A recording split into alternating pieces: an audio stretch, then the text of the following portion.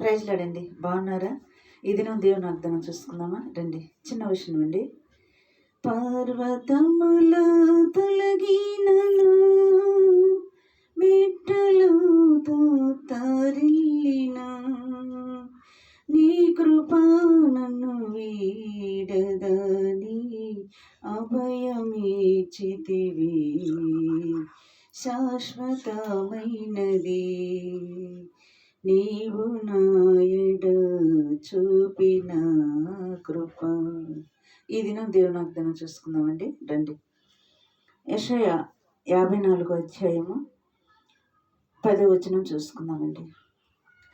పర్వతములు తొలగిపోయినను, మెట్టెలు తత్తరిల్లినను, నా కృప నిన్ను విడిచిపోదని చెప్తున్నాడు దేవుడు. నిజమే.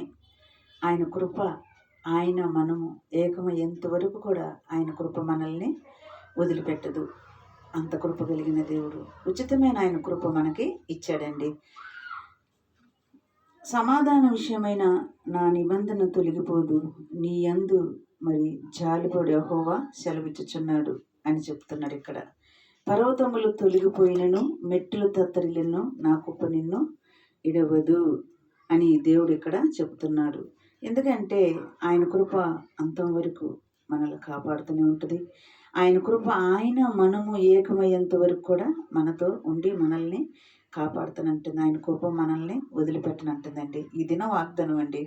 చక్కటి మాటలు, దేవుని మాటలు, మనల్ని బలపరిచే మాటలు. మరి ఈ మాటలు మరి ఎంతో బలము కలిగి మరి మనం ఆయన సన్నిధిలో మనం మరి వెదుగుటకు, ఫలించుటకు కూడా ఈ మాటలు మనకు చాలా ఉపయోగపడతాయండి. దేవుడు మనకు ధైర్యం ఇస్తున్నాడు, అభయం ఇస్తున్నాడు. పర్వతములు తొలగిపోయినను, మెట్టులు తత్తరిల్లును, నా కృప నిన్ను విడిచిపోదని చెబుతున్నాడు అన్నమాట. నేను నీలాంజనములతో నీ కట్టడములను కట్టుదును, నీలములతో నీవు పునాదులు వేయుదువు అని దేవుడు ఇక్కడ చెబుతున్నాడు మనకి. మరి ఇక్కడ చక్కటి మాటలు. మరి ఇది నా వాగ్దానం అండి. మరి ఇటు వాగ్దానాన్ని బట్టి ప్రార్థన చేద్దామా? స్తోత్రములు ప్రభువా, నాయన యేసయ్య, మరి నాయన తండ్రి, నా కృప మిమ్మల్ని విడిచిపోదని చెప్తున్న దేవుడు కాబట్టి అయ్యా, నీ కృపలో మేమందరం ఎదుగుటకు, ఫలించుటకు నీ కృప దయచేయండి. నీ రాకడకు మమ్మల్ని సిద్ధపరచమని నజరేయుడైన యేసుక్రీస్తు నామములో నేను అడిగి వేడుకుంటున్నాను తండ్రి. ఆమేన్. God bless you.